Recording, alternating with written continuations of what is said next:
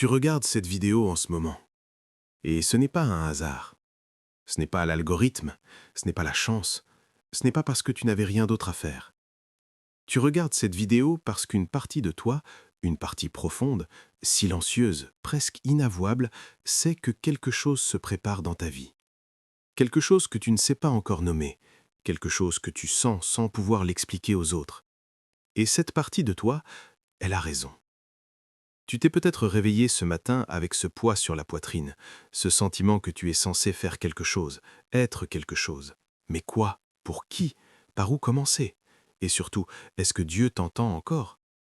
Peut-être que tu as prié, peut-être que tu as attendu, peut-être que tu as même arrêté d'attendre, parce que l'attente était devenue trop lourde à porter. Tu te sens seul dans ce que tu vis. Les gens autour de toi ne comprennent pas. Ils te voient sourire, ils voient ta force, ils voient ta lumière, mais ils ne voient pas le combat qui se passe à l'intérieur. Ils ne voient pas les nuits où tu questionnes tout, ils ne voient pas les larmes que tu ravales parce que tu ne veux pas paraître faible. Et pourtant tu restes, tu continues, tu cherches, tu regardes des vidéos comme celle-ci à des heures où tu devrais peut-être dormir, parce que quelque chose en toi refuse de lâcher. Ce quelque chose, c'est l'appel.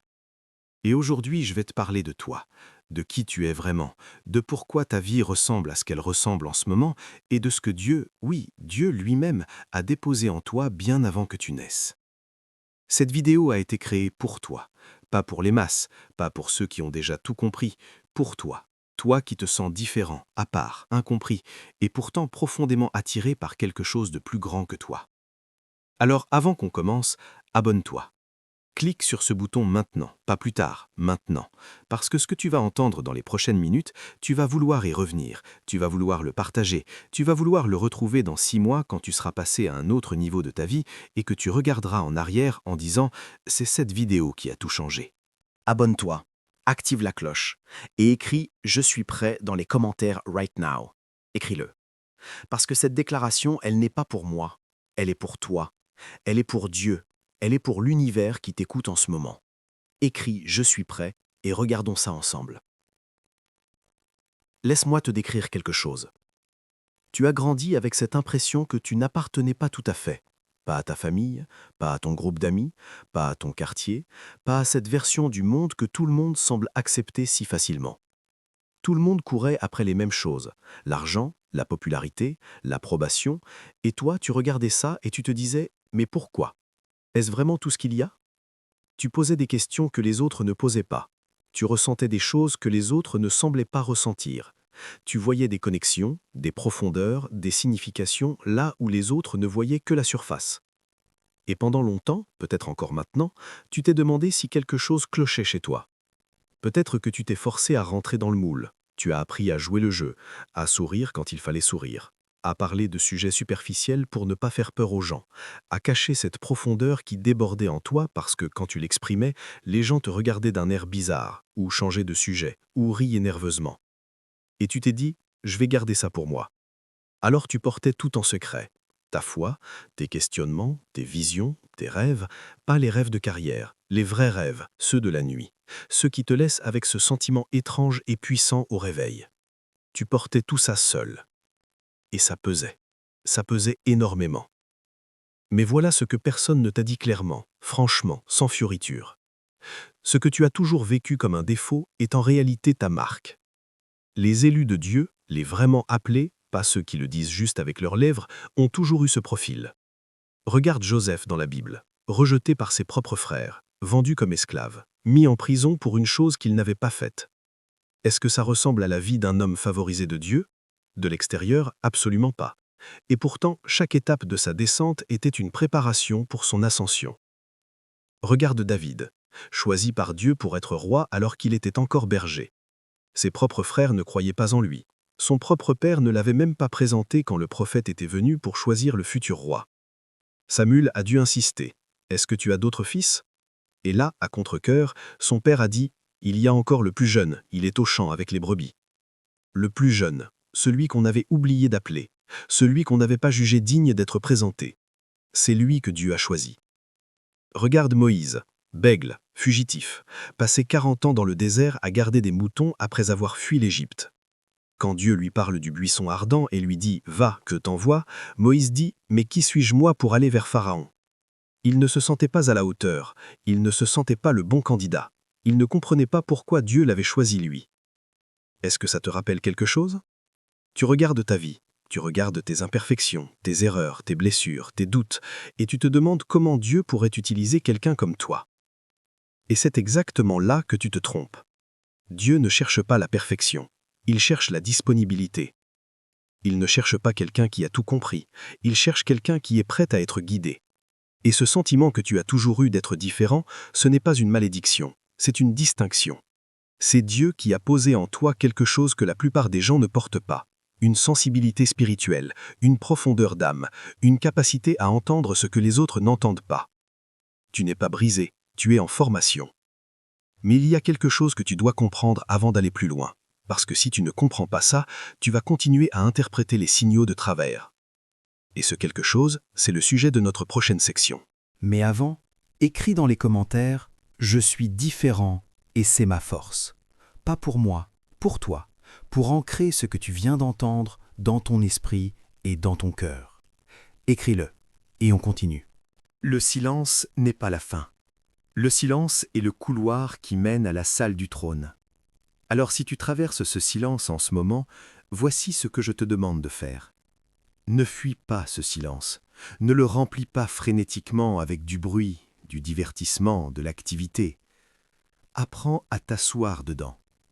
Apprends à écouter ce qui se dit dans le silence, parce que Dieu parle souvent dans ce que nos oreilles ne peuvent pas entendre. Écris dans les commentaires « Je fais confiance même dans le silence ». Parce que cette déclaration, si tu la fais vraiment du fond de toi, est l'une des plus puissantes que tu puisses faire. Elle dit à Dieu « Je te fais confiance non pas parce que je comprends tout, mais parce que je sais qui tu es ». Et cette foi-là, cette foi qui reste même quand on ne voit pas, c'est la foi qui déplace les montagnes. Voici quelque chose d'ironique. Tu cherches des signes de Dieu, tu attends un message clair, une indication divine, une voix du ciel. Et pendant que tu attends ces grandes révélations, tu passes à côté des dizaines de signes que Dieu t'envoie chaque jour. Parce que Dieu ne parle pas toujours dans le tonnerre et l'éclair. Élie, le prophète, a appris ça. Il était sur la montagne, attendant Dieu. Il y a eu un vent violent qui brisait les rochers, mais Dieu n'était pas dans le vent. Il y a eu un tremblement de terre, mais Dieu n'était pas dans le tremblement de terre. Il y a eu le feu, mais Dieu n'était pas dans le feu. Et après le feu, une voix douce et subtile. Une voix douce et subtile. C'est dans cette voix que Dieu était. Et tu sais ce qui est fascinant? Cette voix, elle te parle tout le temps. Mais pour l'entendre, il faut d'abord apprendre à reconnaître ces canaux. Premier signe, les personnes qui croisent ta route de manière inexplicable. Tu rencontres quelqu'un par hasard, dans un café, dans un transport, à un événement où tu n'avais même pas prévu d'aller, et cette personne te dit quelque chose qui répond exactement à une question que tu portais en toi. Quelque chose qu'elle n'avait aucune raison de savoir, quelque chose de trop précis pour être une coïncidence. Combien de fois ça t'est arrivé? Et combien de fois tu as dit « quelle coïncidence » et tu es passé à autre chose? Ce n'était pas une coïncidence, c'était une coordination divine. Deuxième signe, les rêves qui laissent une empreinte. Pas tous les rêves, certains rêves sont que le traitement de la journée par ton cerveau, mais il y a des rêves qui sont différents. Tu te réveilles et tu sais que ce rêve était différent. Il avait une texture particulière, une clarté particulière. Et l'émotion qu'il t'a laissée, la paix, l'urgence, l'avertissement, reste avec toi des heures, parfois des jours. Ces rêves-là méritent attention. Écris-les, prie dessus, demande la compréhension. Troisième signe, les portes qui se ferment. Voilà quelque chose que personne n'aime entendre, mais qui est pourtant une vérité profonde. Quand une porte se ferme dans ta vie, une relation, une opportunité, un projet, ta première réaction est souvent la douleur, la confusion, la colère peut-être. Mais regarde en arrière dans ta vie. Pense à toutes les portes qui se sont fermées. Et demande-toi honnêtement, est-ce que quelque temps après, tu n'as pas réalisé que cette fermeture était une protection? Que si cette porte était restée ouverte, tu aurais pris un chemin qui t'aurait éloigné de là où tu devais aller? Les portes fermées de Dieu ne sont pas des refus, ce sont des redirections. Quatrième signe, la paix inexplicable. Il y a des moments où tu prends une décision, parfois contre la logique, contre l'avis des autres, contre tout ce que le monde te dit de faire, et tu ressens une paix qui dépasse l'entendement. Une paix qui n'a pas de sens rationnel. Une paix qui dit « c'est le bon chemin même si le chemin semble difficile ou incertain ». Cette paix-là, c'est la confirmation du Saint-Esprit. Ne la néglige pas. Cinquième signe, les répétitions. Quand un même message te revient de sources différentes, une vidéo, une conversation, un verset que tu lis par hasard, une chanson, un rêve, Dieu insiste. Il répète parce que le message est important et qu'il veut être sûr que tu le reçois. La prochaine fois que tu remarques une répétition dans ta vie, un thème qui revient encore et encore, arrête-toi, pose-toi et demande « Dieu, qu'est-ce que tu essaies de me dire à travers ça ?» Et puis, attends la réponse dans le silence. Écris dans les commentaires, tape 333 si tu reconnais au moins un de ces signes dans ta vie. Tape 333 dans les commentaires. Et en le tapant, tu actives ta conscience à ces signes. Tu dis à ton âme « Je suis en train de m'éveiller, je commence à voir ». Je dois te parler de quelque chose d'inconfortable maintenant. Quelque chose que peu de gens dans les sphères spirituelles osent aborder franchement. Être appelé, c'est aussi être attaqué. Et cette attaque ne vient pas toujours de l'extérieur. Souvent, elle vient de l'intérieur. Il y a une guerre qui se passe dans ta tête. Pas une métaphore, une guerre réelle, avec des batailles quotidiennes, des hauts et des bas, des victoires et des défaites. Et si tu n'as pas nommé cette guerre, si tu n'as pas compris sa nature, elle peut te détruire en silence. Voici comment cette guerre se manifeste. La première ligne de front, le syndrome de l'imposteur spirituel. Tu te sens appelé, tu le sens vraiment, profondément, dans ta chair, et puis arrive la voix. Cette voix qui dit « Mais qui es-tu pour être appelé ? Tu as fait trop d'erreurs, tu as trop de zones sombres dans ta vie, tu n'es pas assez saint, assez pur, assez fort. D'autres méritent bien plus que toi d'être utilisés par Dieu. » Et cette voix est tellement convaincante. Elle connaît tous tes dossiers, elle sort les preuves une par une, elle te montre tes échecs, tes chutes, tes contradictions. Elle dit « Regarde-toi, tu oses prétendre être un chosen one ?» Écoute-moi attentivement. Cette voix n'est pas la voix de Dieu. Dieu peut te corriger, Dieu peut te confronter, mais Dieu ne te condamne pas.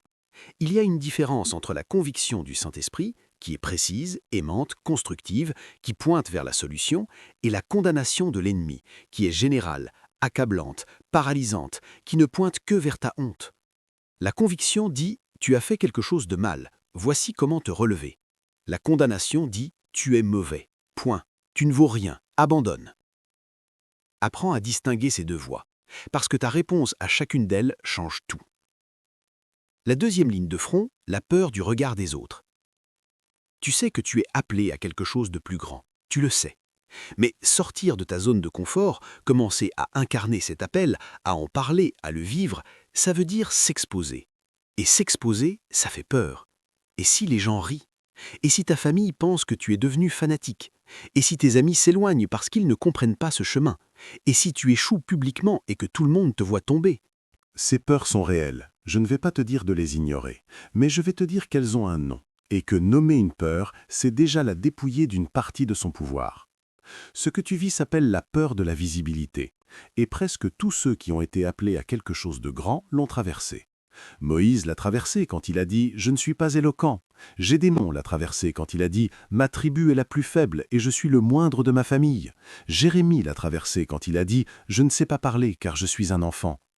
Et à chacun d'eux, Dieu a répondu la même chose essentiellement. Ce n'est pas toi qui parles, c'est moi qui parle à travers toi. Je serai avec toi. La question n'est pas « Est-ce que je suis capable ?», la question est « Est-ce que je suis disponible ?» La troisième ligne de front, la fatigue de l'attente.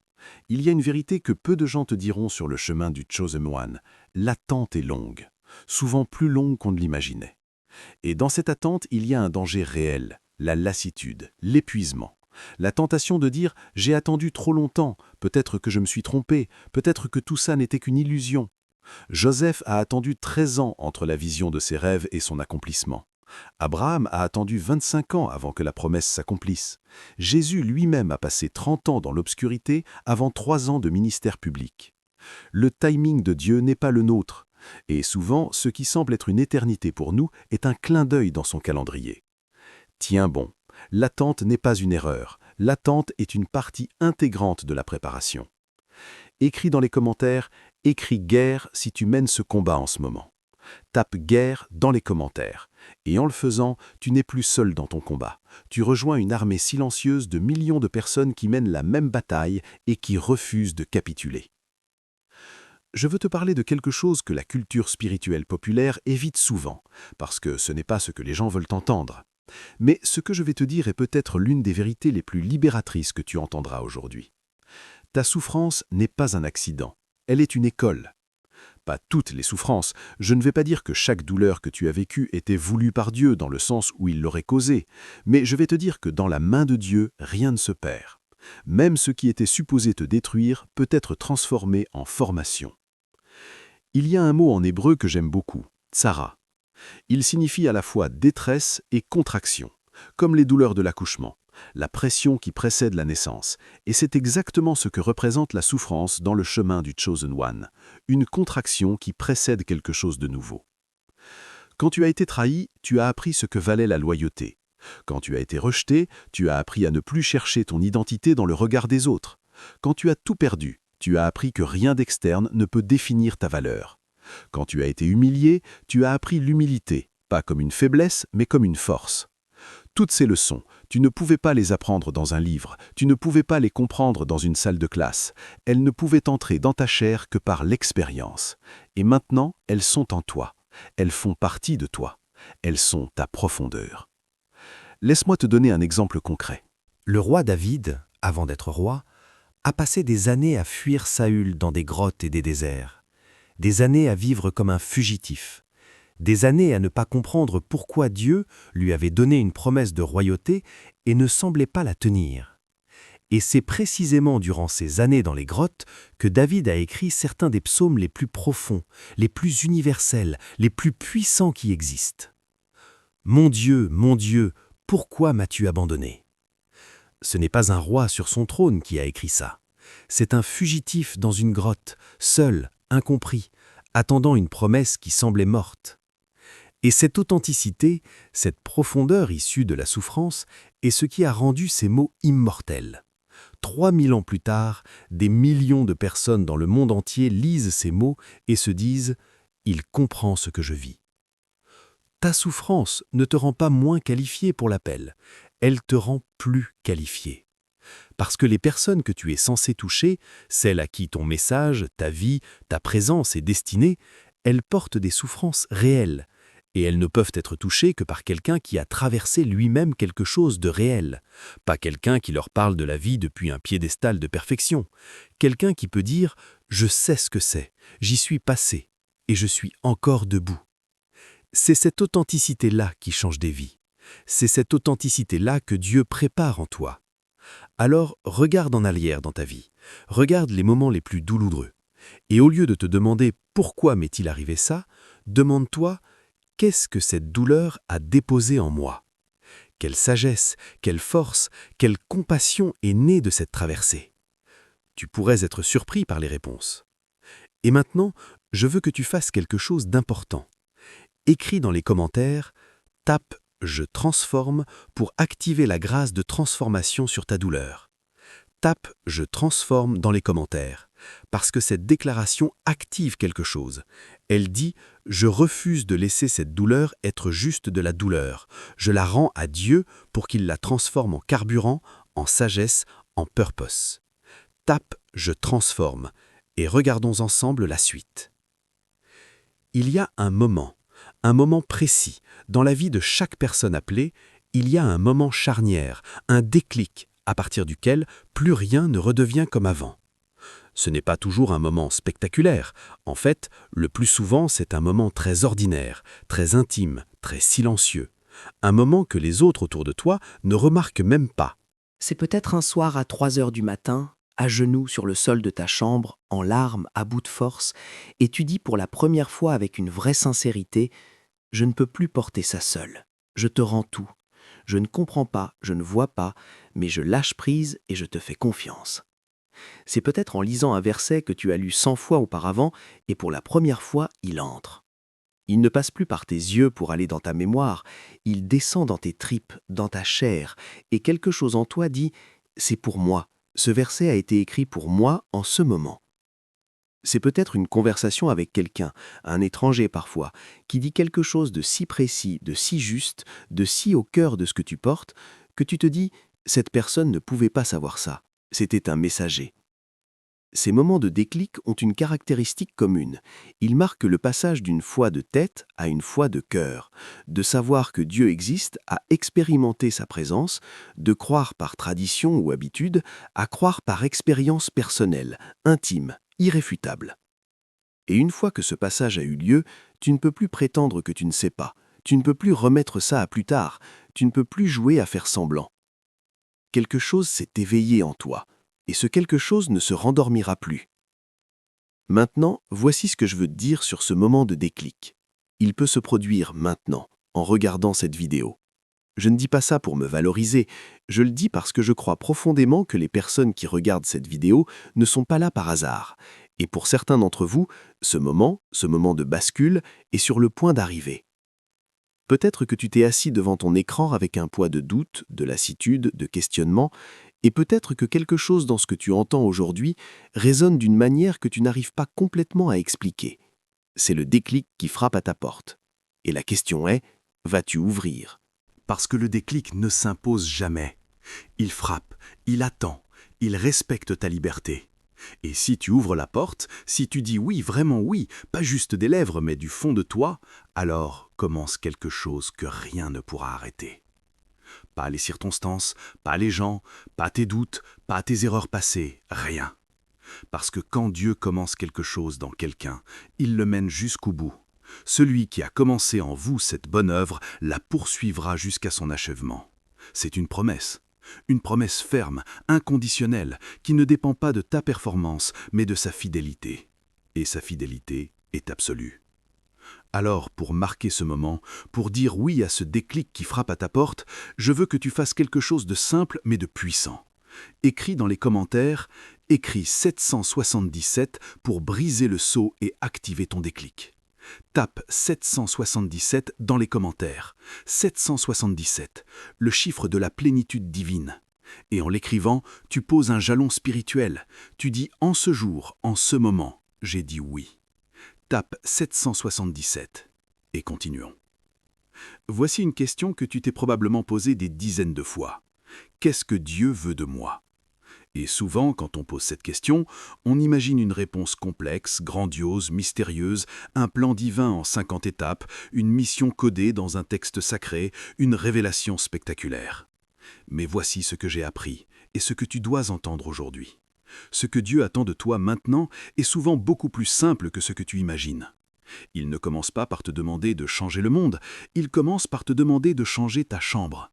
Il ne commence pas par te demander de prêcher aux nations, il commence par te demander d'être honnête dans ta conversation de ce matin.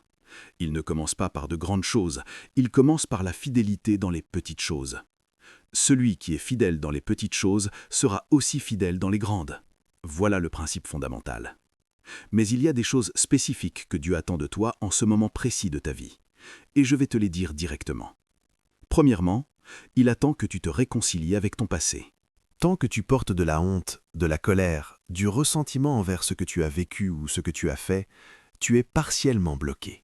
Pas entièrement, Dieu travaille même à travers nos blessures non guéries, mais partiellement.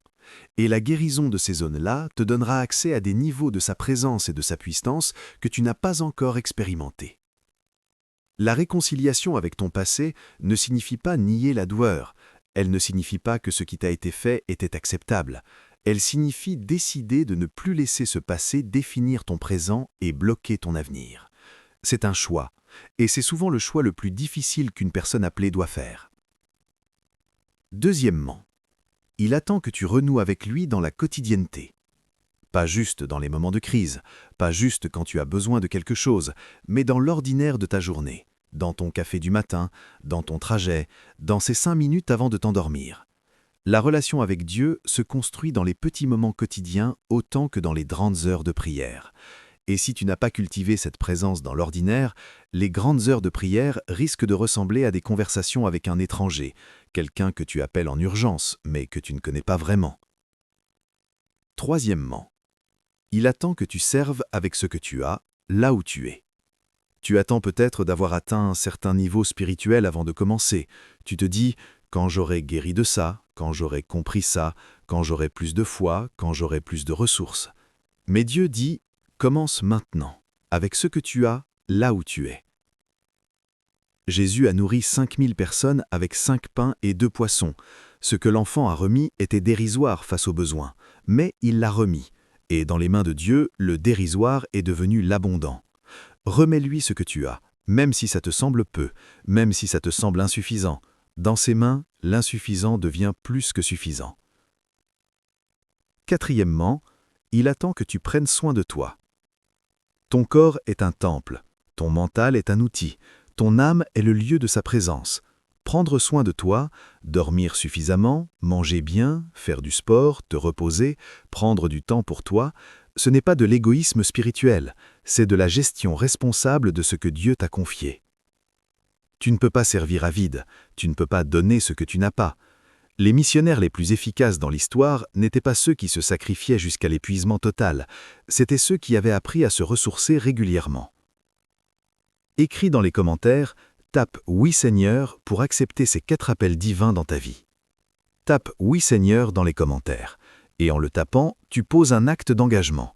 Tu dis oui à la réconciliation avec ton passé. Tu dis oui à la relation quotidienne. Tu dis oui à servir maintenant. Tu dis oui à prendre soin de toi. 4 oui, un seul commentaire, et tout peut commencer à changer. Nous approchons de la fin de cette vidéo, et je veux qu'on parle de quelque chose de concret. Parce qu'il est facile de se sentir inspiré pendant une vidéo, de ressentir cet élan, cette chaleur dans la poitrine, cette certitude que oui, quelque chose est en train de se passer. Et puis la vidéo se termine, la vie reprend, et dans 2 jours, tout est comme avant. Je ne veux pas ça pour toi. Je veux que cette vidéo change quelque chose de concret dans ta vie. Alors, je vais te donner des actions réelles, pas des abstractions, pas de vœux pieux, des actions que tu peux prendre dans les prochaines 24 heures. Action 1. Crée un espace quotidien de connexion. Je ne te demande pas de prier 2 heures par jour. Je te demande de commencer par 10 minutes.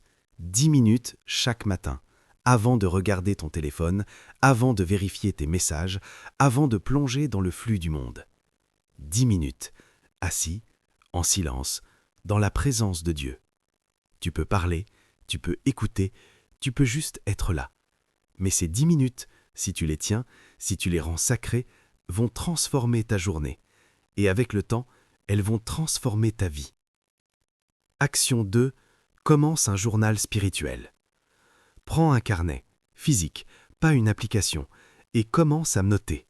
Note ce que tu ressens, note les questions que tu poses à Dieu, note les réponses que tu crois percevoir, note les synchronicités, les coïncidences, les moments où tu as senti une présence. Avec le temps, ce journal devient un témoignage, une trace de ton voyage. Et dans les moments de doute, parce qu'il y en aura d'autres, tu pourras revenir à ce journal et te rappeler « Voilà ce que j'ai vécu, voilà ce que j'ai vu, je ne l'ai pas imaginé ». Action 3. Identifie une personne à qui tu peux dire la vérité. Un chosen one ne peut pas marcher seul, ce n'est pas fait pour ça. Dieu a créé la communauté comme un espace de soutien, de correction et d'encouragement mutuel. Trouve une personne, une seule, on commence petit, une personne à qui tu peux dire la vérité sur ce que tu vis spirituellement.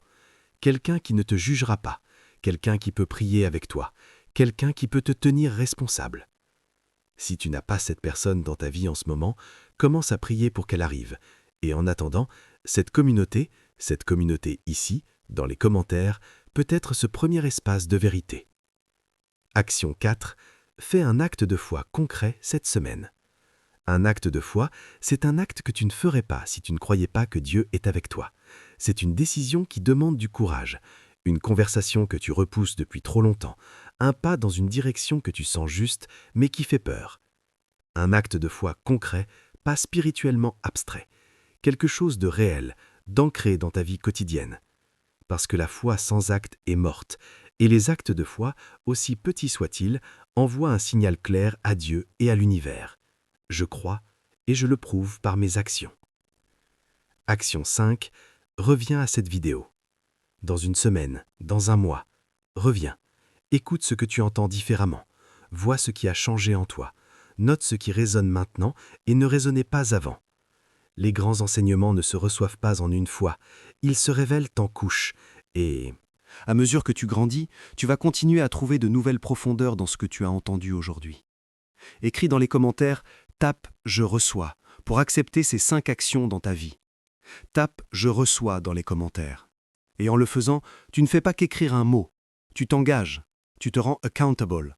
Tu dis au monde et à Dieu « J'ai reçu et je vais agir ».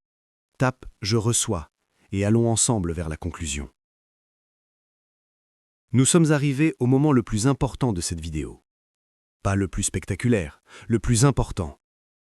Parce que tout ce que tu as entendu aujourd'hui, chaque mot, chaque vérité, chaque révélation, ne prendra sa pleine mesure que si tu le scelles dans la prière. Pas une prière récitée du bout de la lèvre, une prière vraie, ancrée, du fond de toi. Je vais te guider à travers cette prière maintenant. Mais avant, pour ceux qui suivent depuis le début, pour ceux qui ont senti quelque chose bouger en eux pendant cette vidéo, je veux te dire quelque chose directement. Tu as été vu aujourd'hui. Pas par moi, par Dieu. Il t'a vu dans ton questionnement, dans ta fatigue, dans ton espoir qui vacille et refuse de s'éteindre, dans ta solitude spirituelle, dans cette partie de toi qui sait qu'il y a plus et qui refuse d'accepter une vie à moins. Il t'a vu, il te connaît, et il ne t'a pas oublié. Et ce que tu as ressenti en regardant cette vidéo, cette reconnaissance, ce frisson, ces larmes peut-être que tu n'as pas montrées à l'écran, c'était lui, sa façon de te dire « Je suis là, tu n'étais pas seul, tu ne l'as jamais été ». Alors avant qu'on prie ensemble, je veux que tu fasses une chose. Écris dans les commentaires, tape « Selah » pour marquer cet instant comme un moment d'arrêt sacré dans ta vie.